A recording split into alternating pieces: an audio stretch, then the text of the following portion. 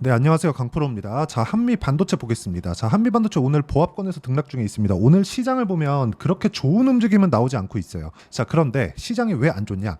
눈치 보고 있다고 보시면 됩니다. 자, 오늘 미증시가 시작이 되고 끝이 나잖아요. 그러면 엔비디아의 실적이 나옵니다.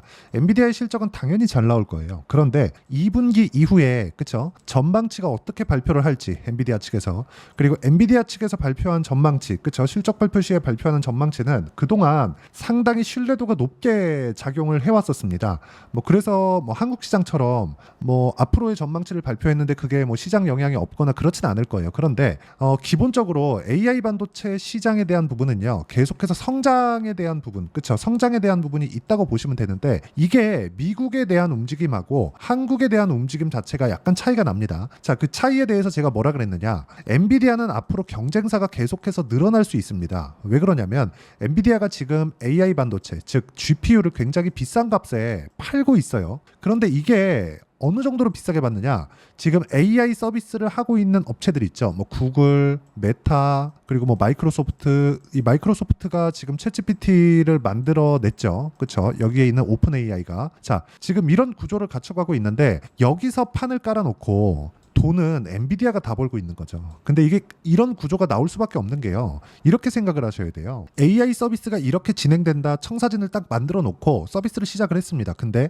이걸 더 발전시켜야 되죠. 발전시키려면 뭘 해야 되죠? 장비가 필요합니다. 그 장비를 만드는 기업이 엔비디아로 낙점이 된 거예요. 근데 엔비디아에서 만들어낸 거 말고는 사실상 대안이 없다는 거죠. 자, 근데 여기서 한 가지 문제가 발생하는 게, 앞으로는 학습의 시대가 앞으로도 계속 되겠지만 지금처럼 막 이런 좀 그 하드코어하게 굉장히 강하게 학습하는 시대는 앞으로 조금 23년, 24년이 지나가면 거의 없을 가능성이 높습니다. 결과적으로 서비스하는 그 추론의 영역으로 넘어가는데, 추론의 영역으로 갔을 때는요, 엔비디아 GPU가 필요하지만 필요 없을 수도 있다. 그거죠. 그리고 지금 엔비디아의 고객사들 있죠. 엔비디아의 실적이 어마어마하게 나올 겁니다. 근데 엔비디아의 고객사들이 어마어마한 기업들인 것도 맞아요. 그러니까 엔비디아의 GPU를 이렇게 비싼 값에 대량 그 구입을 할 수 있다는 거죠. 근데 이 고객사들이 이름만 대면 알만한 기업들입니다. 마이크로소프트, 구글, 뭐 이런 애들이에요. 그렇죠? 그러니까 여기 뭐가 돼요? 엔비디아가 자랑하는 그 쿠다 생태계를 무너뜨릴 수는 없어도 비등하게 만들어갈 수는 있다. 그런데 여기서 자사 서비스에 맞는 개별 칩셋을 우리가 만들어 쓰겠다. 그래서 실제로요, 만들어서 발표를 하고 있습니다. 근데 여기서 뭐가 있냐? 생산하는 쪽은 다르다는 거죠. 엔비디아는요, 생산하는 게 아니라 설계를 합니다. 그렇죠? 예를 들어서 그런 거예요. 아파트 하나 딱, 그러면 이 아파트를 설계를 하죠. 설계를 하고 시공사에서 시공을 합니다. 그렇죠? 생산을 하는 거죠. 이런 구조가 만들어졌다는 거죠. 근데 이걸 어디서 만들어요? 대만에서 만들어요. 근데 지금은 뭐가 또 필요해요? 메모리 반도체가 계속해서 필요해지는 거죠. 그러니까 한미 반도체는 양손에 떡을 쥐고 있는 거예요. 지금은 하이닉스밖에 고객이 없었어요. 메모리 반도체를 다루는 쪽에서 삼성전자하고 하이닉스밖에 없었고, 이 두 군데에서 거의 그 점유율 거의 뭐 한 80% 90% 이런 정도의 점유율을 차지하고 있었기 때문에 이 자체적인 내용을 보면 앞으로 더 좋아지는 거죠. 왜? 지금은 HBM에 대한 그 수요가 늘어날 수밖에 없기 때문입니다. 자, 그러면 한미 반도체는 지금 양손에 떡을 쥐고 있는 그런 상황입니다. 그러면 앞으로 실적이 좋아질 때까지 오를 것. 자, 엔비디아의 실적이 먼저 좋아집니다. 물론 2분기 전망치가 하향 조절이 되더라도 점유율 단에서 하향 조절이 되는 건 너무 당연한 이야기라는 거고, 점유율에서 하향 조절이 되는데 AI 전체 시장 규모가 커졌을 때는 한미 반도체가 납품할 수 있는 규모가 커지고, 그리고 납품할 수 있는 납품처가 늘어날 수 있는 그런 상황이 돼 가고 있다는 거죠. 근데 주가는 뭘 해요? 가격이 먼저 반영한다고 제가 누차 말씀드려요. 선반영한다고. 그래서 실적이 지금은 그쵸? 287억밖에 안 돼요. 1분기 보면. 자, 보세요. 시가총액 딱 보면 13조입니다. 근데 분기당 영업이익이 287억. 그쵸? 이거 그냥 계산하기 쉽게 300억 잡고 곱하기 4 하면 1년치 나오잖아요. 얼마예요?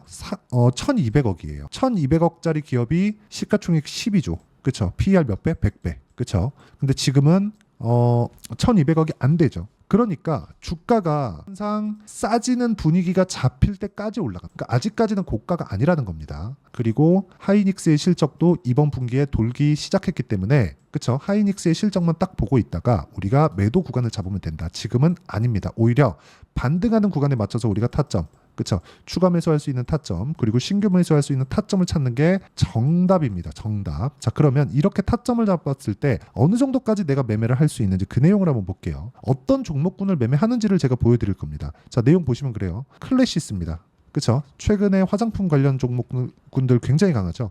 오늘도 4% 정도 상승이 나오는데 제가 언제 매수했나요? 올라갈 때 신고가 구간에 확인하고, 그쵸? 왜? 실적보다 비싸니까. 지금 이야기 드린 거랑 똑같죠. 그쵸? 그리고 매도까지 완료된 그런 종목들을 보면 뭐 재룡산업과 같은 그런 종목입니다. 어때요? 매수, 매도 35% 며칠 안 걸리죠.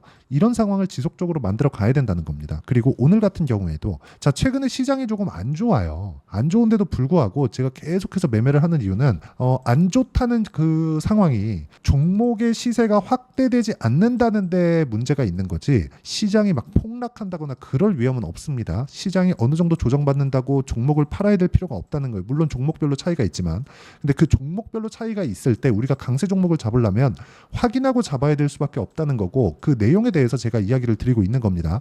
오늘 같은 경우에도 그래요. 시장이 빠지는데도 불구하고 저는 여기 강세 구간에 있는 종목군들을 매매를 했고요. 여기 보시면 VT, 그쵸? 이런 종목군들이다. VT 같은 거 제가 올라가는 구간에 계속해서 매매를 하죠. 최근에 화장품 얼마나 강합니까? 근데 오늘 시장이 안 좋은데도 불구하고 장중에 뭐 한 7, 8% 그리고 지금 3%대 강세 구간에 있습니다. 고가 구간에 제가 계속 매수하는 상황을 만들어가고 있어요. 그리고 이 내용에 대한 부분을 제가 여기 소통방에서 10억 만들기 프로젝트로 모두 공유하고 있습니다. 자, 위에 보면 뭐 대한전선 이런 종목군들인데 어떻습니까? 대한전선, 그쵸? 올라가는 상황에서 계속해서 매매를 해야 된다. 지금 팔아도 수익이다. 이거 오늘 종가에 매도 예정입니다. 매도를 해야 되기 때문에 오늘 제가 영상은 그렇게 길게 갖고 가지는 않겠습니다. 자, 내용 한번 보시면 그래요. 계속해서 강세 구간에 있는 종목군들을 우리가 꾸준하게 매매를 이어와야 된다는 거고, 그랬을 때 내가 수익 구간을 꾸준하게 만들어갈 수 있다. 그래서 매매하는 과정에서 내가 어떻게 타점을 잡아야 될지 모르겠다. 그리고 한미반도체에 대한 타점이, 그쵸? 지금부터 확인하는 그 과정이 어떻게 될지 모르겠다 하시는 분들은 소통방으로 들어오시면 되고요. 소통방은 무료로 진행합니다. 그래서 구독과 좋아요 이 두 개 눌러주시면 무료 입장 가능하고요. 상단에 있는 전화번호로 구독 또는 10억이라고 문자 보내주시면 제가 소통방 입장 링크를 순차적으로 공유를 해드리도록 하겠습니다.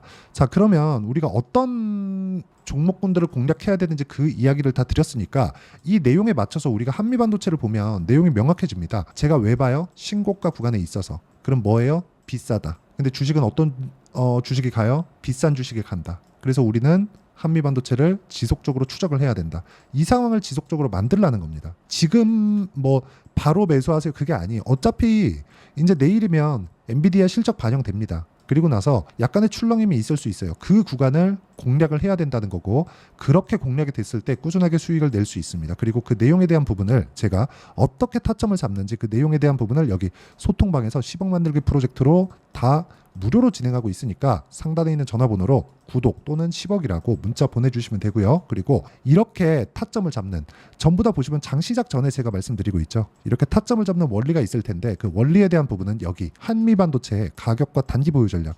단기는 2주입니다.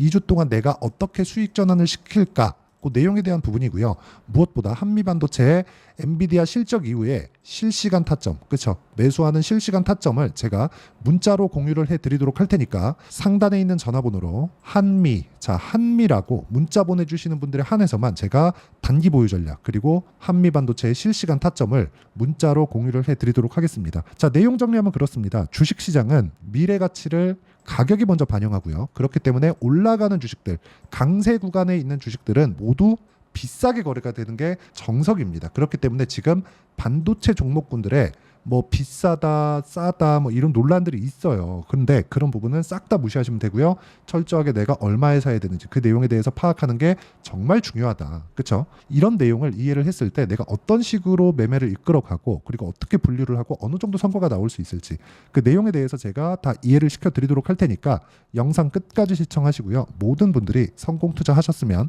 참 좋겠습니다. 자, 24년도가 돼도 여전히 시장은 녹록지 못합니다. 이런 상황이 벌어지는 건 어쩔 수 없습니다. 이런 상황에서도 수익이 나는 종목들의 구조는 변하지 않습니다. 즉 대시세 종목에 대한 구조는 변하지 않는다는 거고, 실제 제가 소통방에서 지속적으로 이야기를 드리고 있는 내용도 대시세 종목이나 시장 주도주를 공략하는 건 철저하게 가격 분석을 하라고 이야기를 드리고 가격 분석 이후에는 이슈에 대한 파악 그리고 이슈를 파악하고 나서는 다시 내가 얼마에 매수할지 그 타점에 대한 부분을 지속적으로 언급을 하고 있습니다. 자, 근데 생각해 보세요. 시장이 굉장히 어려웠습니다. 어려운 상황에서의 어떤 종목들이 강했냐 보면 반도체와 그리고 바이오입니다. 자, 실제 여기 보면요. HLB에 제가 실제 매매한 내용을 띄워놓고 보여드리고 있는데 1월 22일부터 매매를 시작해서 4일 동안 31%의 수익 마감이 됐고요. 그리고 여전히 신고가 종목입니다. 자, 그리고 그 다음 어보브 반도체 이름을 보시다시피 반도체 종목이죠. 그리고 AI 반도체는 지속적으로 강세를 보이고 있습니다. 이 종목도 신고가를 먼저 달성한 이후에 제가 21%의 단기간에 21%의 큰 수익을 내고 마감이 됐습니다. 다시 재공략을 준비하고 있고 이런 부분은 소통방에서 다 공유를 해드립니다. 자, 그리고 코세스. 자, 코세스 같은 종목도 당연히 그쵸 신고가 종목이고요. 그리고 반도체 종목입니다. 이 종목도 영업일 기준에서 이틀 동안 대략 한 15%의 수익 마감이 됐습니다. 내용을 한번 보시면 어떻습니까? HLB를 포함해서 뭐 30%, 20%, 뭐 15% 이런 식의 수익이 지속적으로 발생하고 있는데 이 세 종목 모두 다 신고가 종목이고 1월 달에 시장이 약세를 보이고 있는 구간에서도 강했었던 그런 종목입니다. 특징점이 하나 있는데 그 이슈에 앞서서 가격이 먼저 반영했다는 거죠. 그렇게 제가 가격을 먼저 보고 이슈에 대해서 파악하는 이유는 결과적으로는 큰 시세를 먹기 위한 사전 준비 작업입니다. 실제로 큰 시세를 먹기 위해서 사전 준비 작업을 했을 때 여기 레인보우 로보틱스 127% 그리고 ISC 98% 그리고 한미반도체 97%의 큰 수익을 내는 상황을 만들 수 있습니다. 어떤 식으로 소통방에서 진행됐는지 그쵸? 그 상황을 제가 이야기를 드린 건데 이런 상황도요 당연히 신고가를 공략했을 때 가능한 겁니다. 자, 그러면 이번에도 마찬가지입니다. 그쵸? 정부 주도의 코리아 디스카운트 해소 방안이 2월 달에 발표를 하고요. 그리고 2월 달에 발표된 내용을 토대로 주가가 움직이는 게 아니라 이미 움직인 내용이 있죠. 실제 이 내용은 크게 중요한 게 아니라는 겁니다. 실제 움직인 내용을 보면 자, 기아차입니다. 실제로 12월 달에 신고가를 만들어 놓고 정부에서 입김을 불어 넣으니까 순식간에 기아차를 포함해서 현대차 같은 거대 기업들의 주가가 2주도 채 되지 않아서 40% 정도의 큰 시세를 냅니다. 자, 그러면 우리는 어떤 종목을 봐야 될까요? 이슈를 파악해야 되는 것도 맞지만 철저하게 가격에 맞춰서 매매를 해야 되는 게 당연히 중요합니다. 정부가 주도하는 정책 방향이 있겠죠. 그 방향에 맞춰서 우리가 종목을 찾을 필요가 있다. 자, 그러면 답이 나왔습니다. 정부가 주도하는 방향에 맞춰서 제2의 기아차를 찾는 게 지금은 중요하다. 근데 정부 정책의 방향에 맞게 가자. 그랬을 때 앞서서 제가 보여드렸었던 내용인 여기 레인보우 로보틱스 127% 그리고 ISC 98% 그리고 한미반도체 97%와 같은 수익을 낼 수 있습니다. 물론 시간에 대한 부분은 최소 2주의 시간이 필요하고요. 그리고 최장 3개월 안에 끝내야 됩니다. 자, 기아차의 시세를 보셨던 것과 같이 2월 달에 정부 정책의 방향이 결정되고요. 바로 3월 달이면 시행입니다. 자, 그러면 우리는 거기에 맞춰서 당연히 종목을 찾아야 되고 제가 제2의 기아차를 찾아놨습니다. 제가 아까 전에 소통방에서 이야기를 드렸었던 내용 다 공개를 해드렸는데 그 내용처럼 종목만 받고 싶다 하시는 분들은요. 상단에 있는 제 전화번호로 대시세 자, 대시세라고 문자를 보내주시면 정부 정책의 방향에 맞는 종목을 모든 분들에게 무료로 공개를 해드리도록 하겠습니다. 자, 제가 원하는 건 채널 성장이 목적입니다. 자, 그래서 구독과 좋아요 꼭 좀 부탁드리고요. 모든 분들이 정부 정책에 맞는 방향으로 매매를 이어가서 큰 수익 보셨으면 좋겠습니다.